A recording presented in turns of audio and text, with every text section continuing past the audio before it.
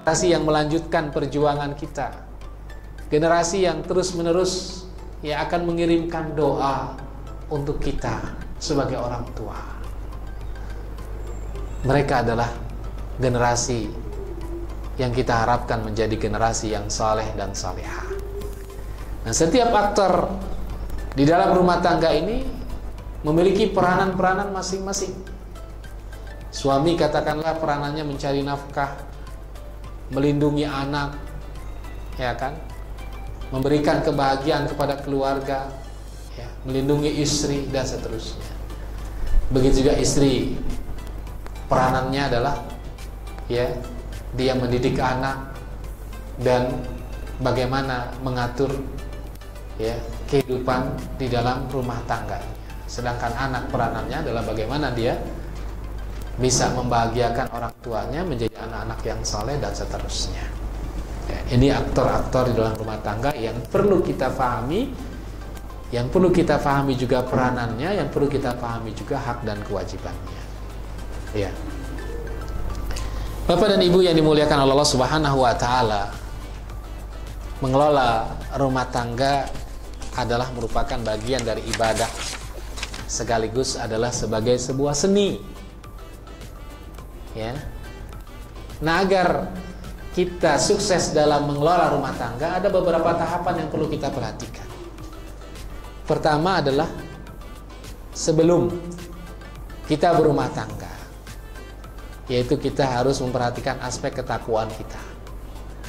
Kenapa? Karena kita ingin rumah tangga kita rumah tangga yang mencerminkan ketakwaan. Kalau kita ingin rumah tangga kita takwa, kalau kita ingin anak dan istri kita bertakwa, kita harus menjadi orang bertakwa. Atau ketika kita ingin mendapatkan pasangan yang bertakwa, kita harus bertakwa. Ya. Jadi ada ungkapan, kadang orang sibuk mencari istri yang soleh atau mencari suami yang soleh. Ya. Jangan sibuk mencari orang yang soleh, ya. Sibuklah diri kita untuk menjadi orang yang soleh. Maka nanti otomatis kita akan mendapatkan pasangan yang soleh. Ya, karena Al-Quran mengatakan at-thayyibatu lit-thayyibin, wanita yang baik itu akan berpasangan dengan laki-laki yang baik. Ya, tapi sebaliknya wanita yang jahat akan berpasangan dengan laki-laki yang jahat. Logikanya, logika sederhananya, kalau orang itu rajin ke masjid kan nggak mungkin pasangannya dapat di kafe-kafe gitu kan. Tapi orang yang rajin ke kafe ya tidak mungkin dapat pasangannya misalnya orang yang rajin ke masjid. Biasanya yang rajin ke kafe juga itulah yang jadi calon pasangan hidupnya. Kira-kira seperti itulah. Yang kedua, itu memperhatikan bibit unggul. Ya. Oleh karena itu Nabi SAW yang dimaksud dengan bibit unggul ini adalah ada dua, ya, unggul dalam agamanya atau akhlak dan ibadahnya. Kemudian memang unggul dari sisi ya, kemanusiaannya. Kalau dalam bahasa hadis Nabi mengatakan, nikahilah wanita yang mencintai lagi subur. Seperti mencintai lagi subur. Ini kan kata-kata subur ini ya artinya bibit unggul, seperti itu. Kemudian siapkan harta yang halal. Karena harta yang halal itu sangat mempengaruhi keharmonisan kebahagiaan kehidupan rumah tangga. Nah, ketika rumah tangga itu sudah terbentuk, maka di sana harus dibangun yang pertama adalah at-tafahum. Saling memahami. Ya, saling memahami. Ya. Siapa pasangan kita, siapa suami kita, siapa istri kita. Setelah kita saling memahami, mengerti pasangan kita, maka langkah berikutnya adalah at-ta'awun. Kita harus membiasakan tolong-menolong di dalam kehidupan rumah tangga. Ya. Karena memang ya di dalam kehidupan rumah tangga kita tidak bisa hidup sendiri. Istri tidak bisa hidup sendiri, suami tidak bisa hidup sendiri. Sekalipun ada rumah tangga single parent gitu kan, itu ya dipaksakanlah seperti itu. Harus ada kerjasama, tolong menolong. Karena setiap pekerjaan di dalam kehidupan rumah tangga itu bagian dari ketakwaan dan ibadah. Dan kita diperintahkan oleh Allah untuk tolong menolong dalam ibadah dan ketakwaan. Yang ketiga itu al-ikram, saling menghormati, saling menghargai, saling memuliakan. Istri memuliakan suami, suami juga memuliakan istri. Anak memuliakan kedua orang tuanya, orang tua juga memuliakan anaknya. Ya. Karena dengan sikap saling memuliakan inilah akan timbul keharmonisan di dalam keluarga, kebahagiaan di dalam keluarga. Jangan mentang-mentang kita suami, kita melecehkan istri kita, atau sebaliknya istri melecehkan suami, atau sebaliknya kita sebagai orang tua melecehkan anak kita sendiri. Yang keempat adalah membiasakan atau membudayakan at-tasyawur, yaitu saling bermusyawarah, ya, saling bertukar pikiran, saling berkomunikasi.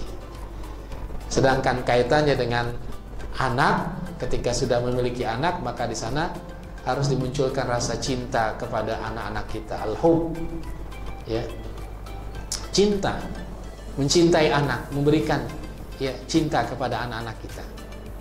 Yang kedua adalah asyah. Asyah ini, ya, menghibur, ya, mengajak jalan-jalan, ya kan, seperti itu, ya, karena ya anak juga perlu hiburan, istri juga perlu hiburan. Baik, kita break dulu dengan azan. Ya, mendampingi, ya, mereka. At-ta'lim juga kita harus punya waktu untuk mengajar mereka, mendidik mereka. Jangan semuanya kita serahkan kepada sekolah atau kepada guru privat, ya, guru les. Tidak, kita juga harus punya kontribusi untuk memberikan ilmu kepada anak-anak kita, ya, terutama memang ilmu yang akan mereka amalkan dalam kehidupan mereka. Katakanlah mengajarkan surat Al-Fatihah, itu sebaiknya kita yang mengajarkan. Kenapa? Setiap kali anak kita membaca surat Al-Fatihah dalam sholatnya, kita akan mendapatkan pahala, ya kan? Tapi kalau orang lain yang mengajarkan, hilang kesempatan itu. Kalau surat Al-Fatihah kan kita bisa, ya kan, untuk mengajarkannya. Ajarkan mereka, karena ya, ini termasuk ilmu yuntafa'u bihi, ilmu yang bermanfaat, yang pahalanya akan terus mengalir selama anak kita itu membaca surat Al-Fatihah tersebut.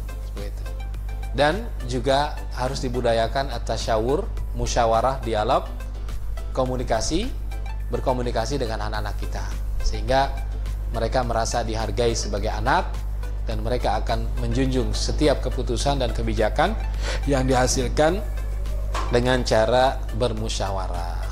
Bapak dan Ibu yang dimuliakan Allah Subhanahu wa taala, itulah tentang bagaimana aku berislam dalam keluarga aku, ya. Kemudian itu ada makalah tambahan yang nanti bisa dibaca di rumah, ada 13 sifat suami yang tidak disukai istri, dan sebaliknya juga 13 sifat perempuan yang tidak disukai oleh suami atau laki-laki.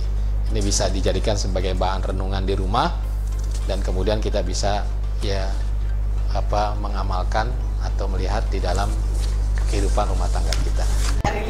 Iya, baik. Iya, terima kasih Ibu. Ya, pertanyaan ini memang kadang kita temukan di dalam realita kehidupan kita, suami yang ingin, ya, ditemani oleh istrinya, sementara istrinya katakanlah ingin menuntut ilmu dan lain sebagainya. Mungkin tadi model, ya, rumah tangga itu perlu juga kita perlihatkan gitu kan. Ini ada istri yang masuk surga, masuk neraka saja, ada suami masuk neraka saja, ada kedua-duanya masuk neraka, ada yang kompak masuk surga. Ya, sebenarnya itu, ya, tadi kita perlu mendialogkan, kita perlu memusyawarahkan, kita perlu mengkomunikasikan, sehingga kemudian, ya, tidak menimbulkan masalah. Katakanlah kalau memang alasannya ingin ditemani, ya, sama-sama aja berangkat belajar gitu kan. Itu kan juga ditemani, kira-kira seperti itu. Kalau ingin mencari solusi yang mudahnya seperti itu, selesai masalah gitu kan. Tinggal bagaimana kita mengkomunikasikannya gitu kan, seperti itu. Atau kalau tidak, ya memang cara mensikapnya harus berkomunikasi. Kita tidak boleh kemudian ego gitu kan terhadap diri kita sendiri, bahwa kita kan sudah mempersiapkan dan melakukan tugas dan kewajiban kita sebagai seorang istri misalnya, ya. Tapi kita juga harus memperhatikan faktor yang lain, ya, seperti itu. Dan sebaliknya suami juga jangan ego juga gitu kan, melarang istri untuk belajar agama misalnya untuk kepentingan bersama atau untuk kepentingan keluarga juga kan, seperti itu. Jadi kuncinya adalah kita mau mengkomunikasikannya, ya, tapi dengan kepala dingin, dengan hati sejuk gitu kan. Yuk kita lihat misalnya, kita investasi atau inventarisir tentang positif dan negatifnya misalnya. Kalau seandainya saya istri misalnya pergi ngaji, apa positifnya, apa negatifnya. Begitu juga suaminya misalnya ketika memang dia harus ditemani, apa positif dan negatifnya seperti itu. Nanti dicarikan solusinya. Ternyata memang solusinya kita harus sama-sama berangkat ngaji. Nah, itu solusi yang terbaik seperti itu. Ya. Jadi cobalah dikomunikasikan, karena kita sebagai seorang istri juga memang kan kewajiban taat kepada suami. Tapi dengan catatan ketika memang ada kewajiban yang harus kita lakukan, seperti menuntut ilmu ini kan kewajiban. Seperti itu. Nah, kita katakan kepada suami ini kewajiban. Kalau memang ya Mas bisa memberikan ilmu kepada saya akan ngaji di sini aja di rumah sama Mas gitu kan. Tapi kalau enggak, ya izinkan saya untuk mengaji. Nanti kan kembali lagi, nanti tugas-tugas dan kewajiban tetap akan saya laksanakan. Kita katakan seperti itu. Atau kita punya waktu hanya sebentar saja untuk keluar mengaji. Nanti setelah itu ya kita siap untuk menemani suami ya sampai larut malam misalnya, seperti itu. Jadi dikomunikasikan segala sesuatunya, itu biasanya akan ada solusinya ya. Jangan kemudian bersikap sendiri-sendiri, jalan sendiri-sendiri, seperti itu. Musyawarahkan, komunikasikan, dialog, itu kata kuncinya insya Allah. Yang utamanya mana tuh? Cari ilmu yang wajib itu atau? Ya kedua-duanya sebenarnya wajib gitu kan. Taat kepada suami juga wajib, oleh karena minta izin tadi. Kalau sudah diizin, dia bilang izinkan, ya nggak apa-apa kita berangkat. Kalau dia tidak mengizinkan, ya kita rayu lah gitu kan.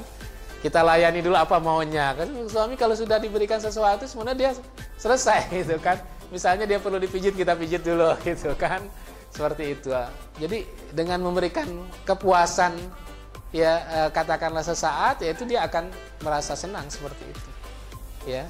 Tapi ketika dia merasa kita belum memberikan kepuasan, ya itulah kadang-kadang menjadi tuntutan suami. Oleh karena itu ya tadi, ya kan, kita berikan pelayanan yang istimewa sebelum kita berangkat ngaji, sehingga ketika kita mau minta izin juga dia sudah izinkan. Kenapa? Dia sudah mendapatkan pelayanan yang istimewa, kira-kira seperti itu. Wallahu a'lam bishawab. Yang lain, satu pertanyaan lagi. Kalau masih ada, silakan.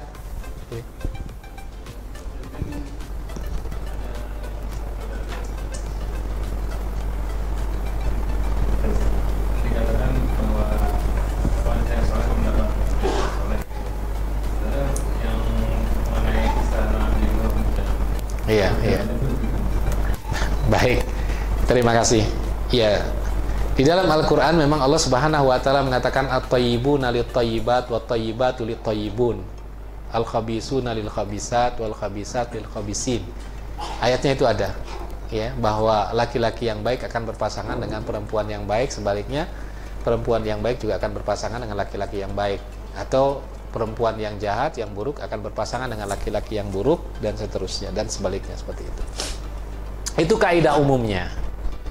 Selalu di dalam kehidupan sosial ini, kaidah umum itu ada pengecualiannya, ya kan? Itu selalu ada. Ya, bahkan Al-Quran Allah pun mengatakan wal asri, itu kan, innal insana lafi khusrin, sesungguhnya manusia itu dalam keadaan rugi. Bahkan di dalam hadis Rasulullah lebih ekstrim lagi mengatakan ad-dunya mal'unatun wa mal'unun ma fiha. Dunia ini terkutuk dan terkutuk semua yang ada di dalam dunia ini, termasuk kita. Tapi selalu ada pengecualiannya, illal ladzina amanu wa amilus shalihat, kecuali orang yang beriman dan beramal saleh.